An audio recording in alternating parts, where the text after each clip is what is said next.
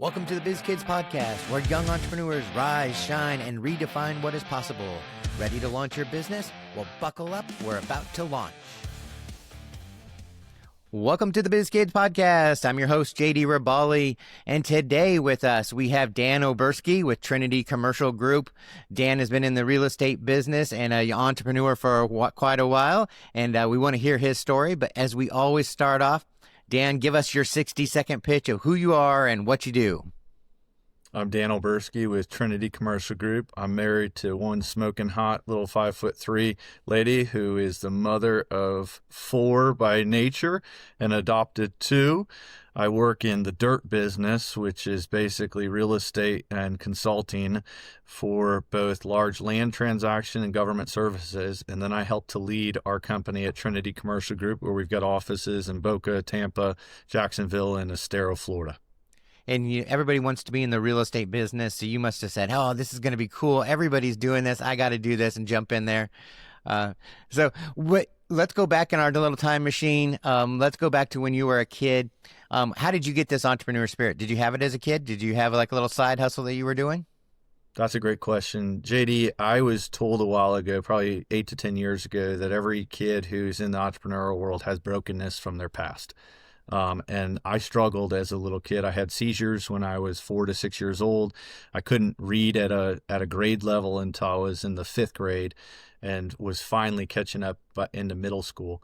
But I certainly, in that brokenness, desired to excel and succeed. My dad was a campus minister and a pastor. So I thought myself to be in a position of poverty. I really wasn't. But I didn't know any different at that point. And so I knew that if I wanted new jeans or new tennis shoes, I was going to have to pay for it. Mm-hmm. So I did. I knocked on some doors and started cutting grass as a kid. And from 8 years old until I was out of high school, I did anything I could to hustle. In Michigan, there's only a short season of grass, but there's certainly snow. There's fall where you can rake leaves, and there's always lemonade stands, as you referenced, to find some extra change. Well, and that's how I started. I actually, I don't know if you know this, but I started mowing lawns as a kid, and I had a lawn care company for 23 years. So it turned into a full-time gig for me.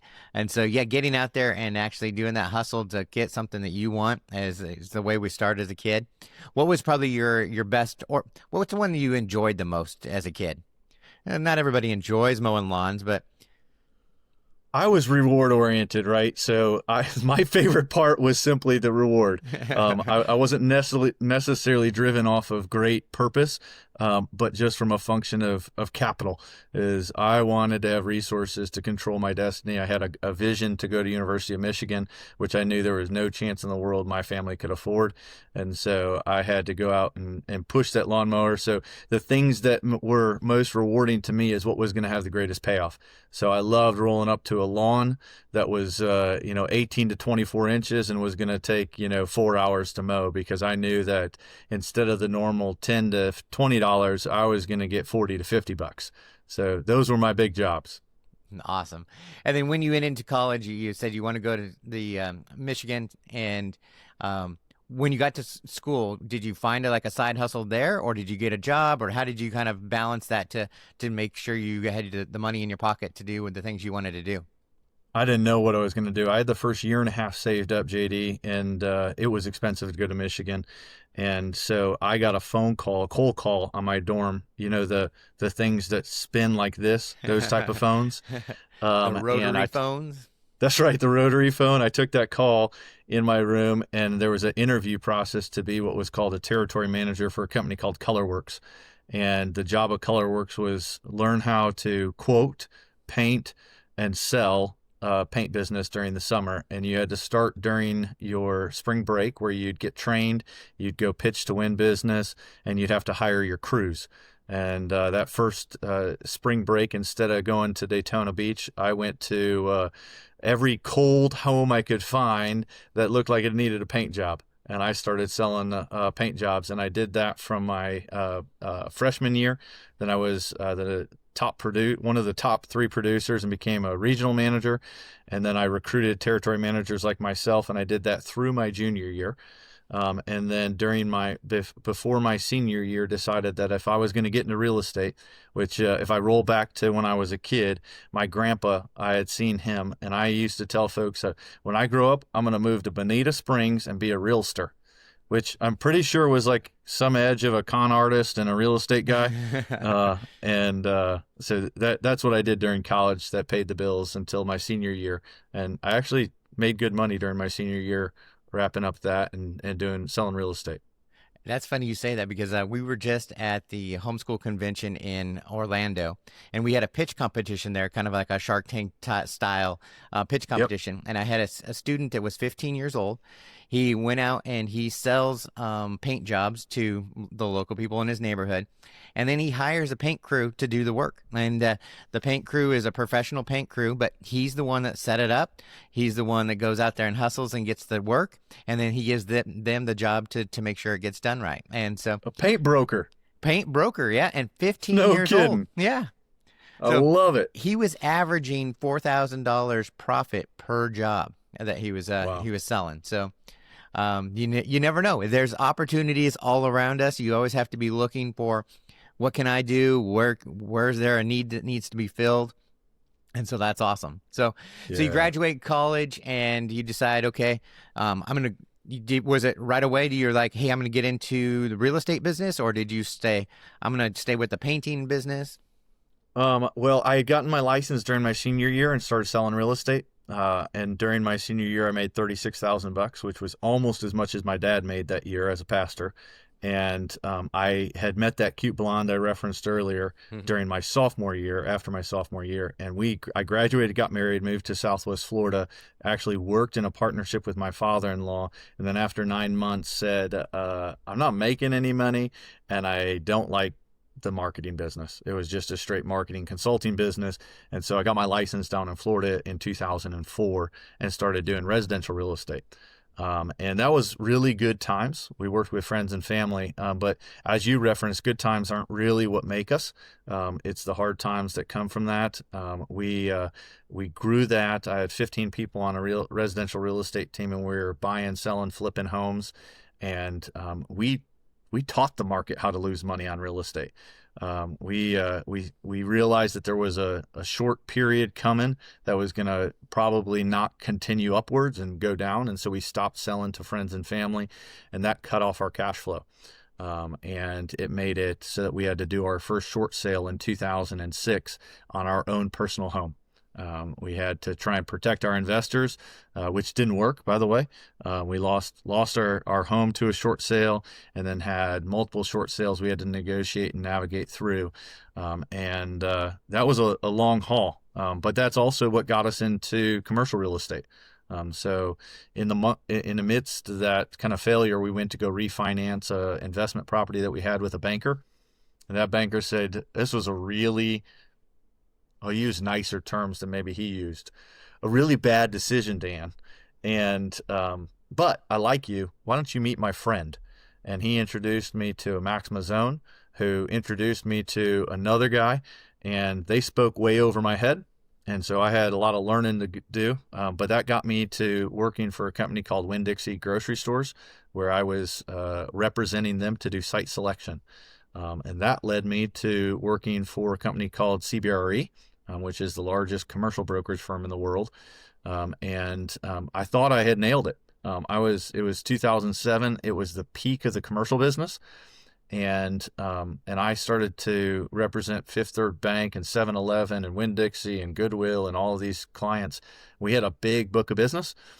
And right as I thought I was finding a way up, the rest of the commercial market disappeared. So we were renting, we were living on credit cards.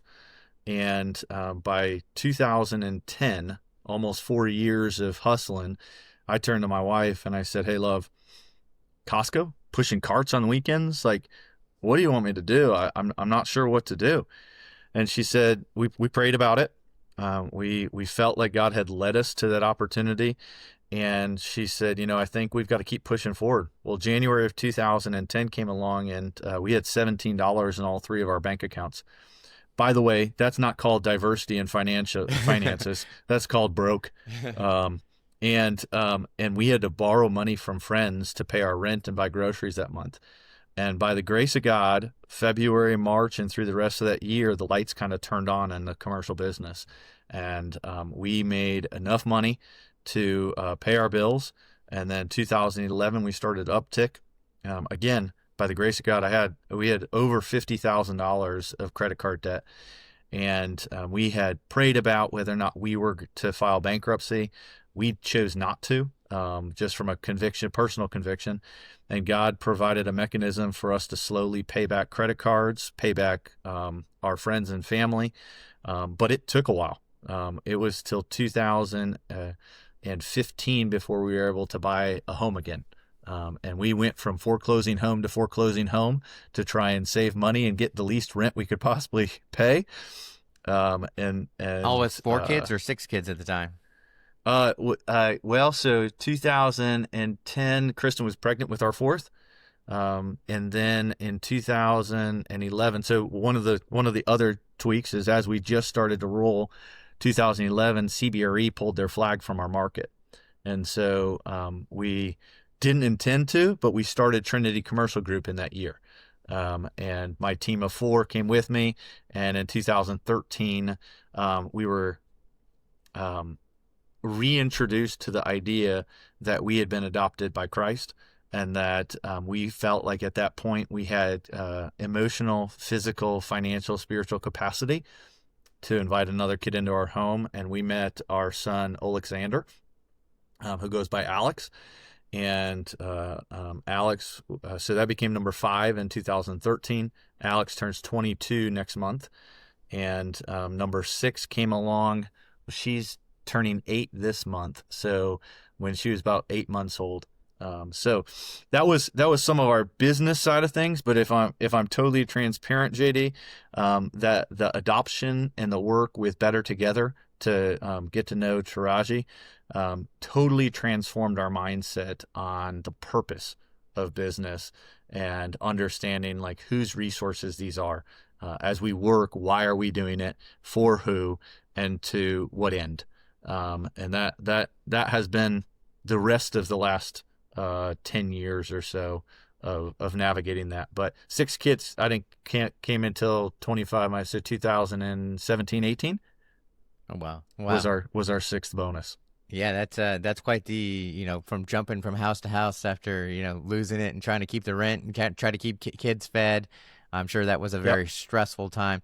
As we always talk to our kids, entrepreneurship is about celebrating the failures. There are going to be failures along the way, and it's how you navigate those and how you figure, instead of letting it knock you down and having you quit, you just have to look for other options and other opportunities. And I think that's a great testament to that as well.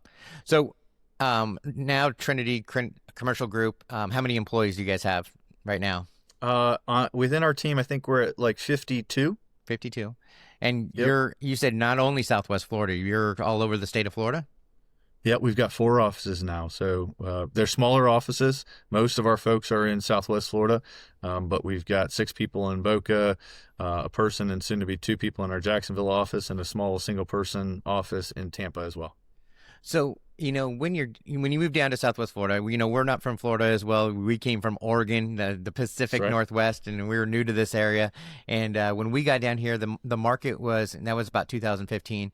It was growing, not like the growth that we had during COVID, but everybody that moves down here seems to want to get into real estate. So what advice would you say to all these people that are coming down here? They're kind of in that semi-retirement. They don't want to have a full-time job. They want to sit by the pool most of the time and sell a house here and there. What do you say to people that actually are trying to break into the real estate market down here? Well, if we're talking to kids, we're talking to retirees. It's probably 2 different things. But if I'm talking to kids, it's like planting a seed. For us, it was like a mango tree.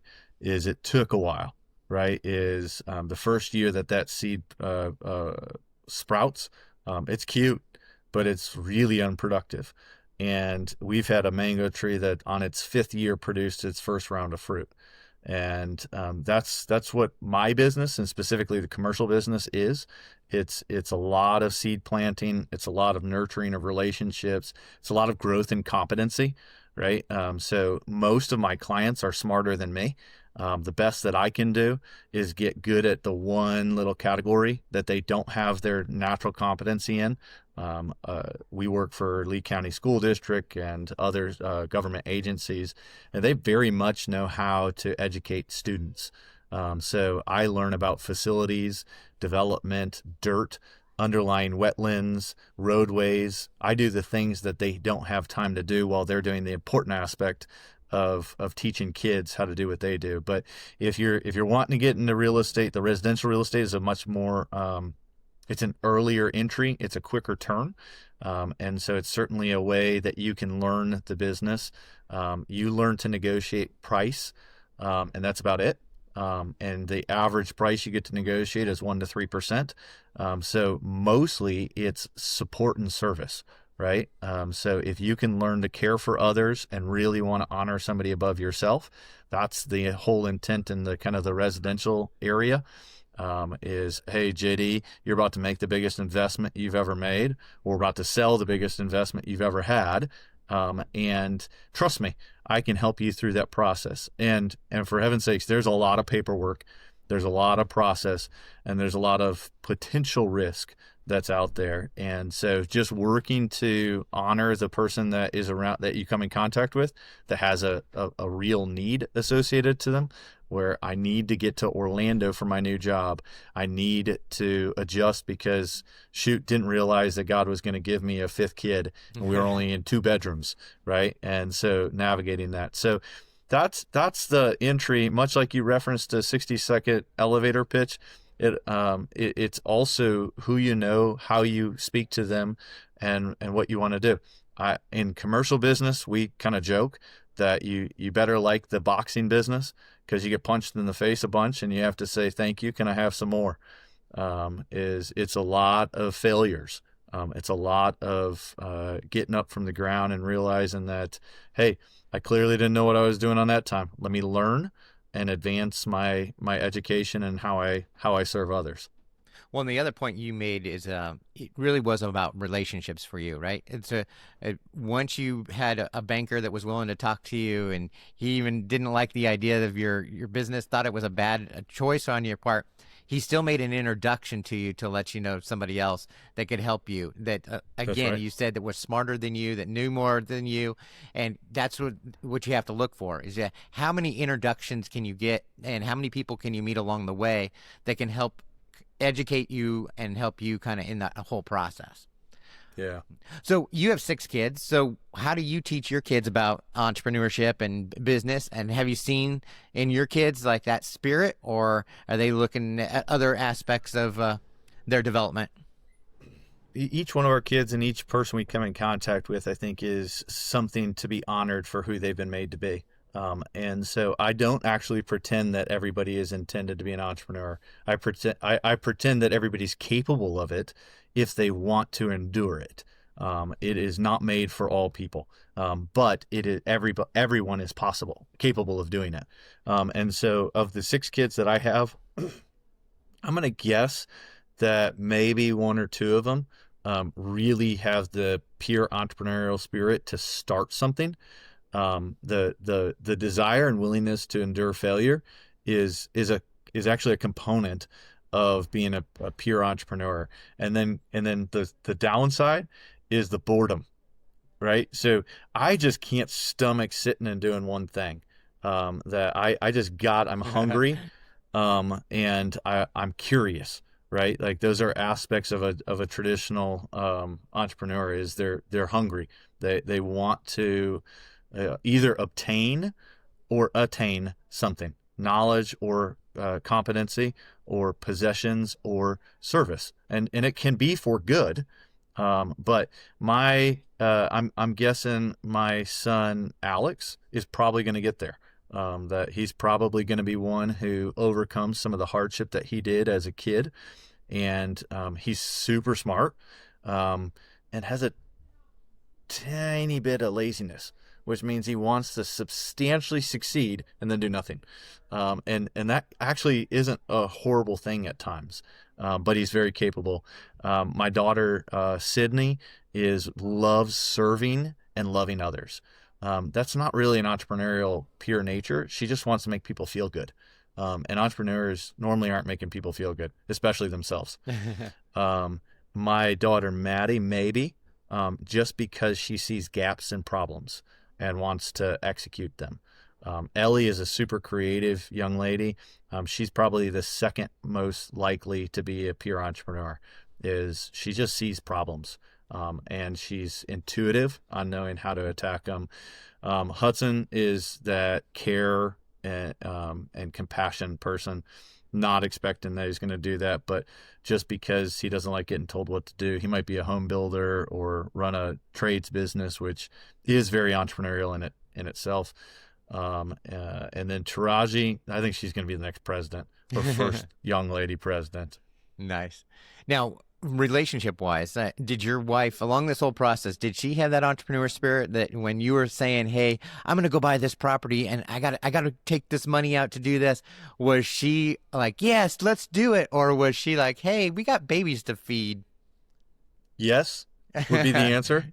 Yeah, both of those things. Her nature is to care and to create a safe space in our home, and yet she also is immensely supportive and trusting me, and I don't make decisions unilaterally.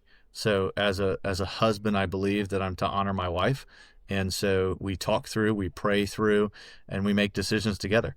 And so if there's going to be a chance that I'm risking our home or our other investment strategies, then I'm pulling my wife in, and just like she pulls me into big conversations on kids, I pull her into every conversation on business. We are truly partners. Her willingness to put up with me shows me that she's got an entrepreneurial spirit in that sense. Yeah. Well, what last advice would you give parents on to helping their kids, like kind of identifying if they're an entrepreneur or jumping into business? If the kids have this idea and they're like really trying to pursue it, what would you tell the parents on how to encourage that? Celebrate failure.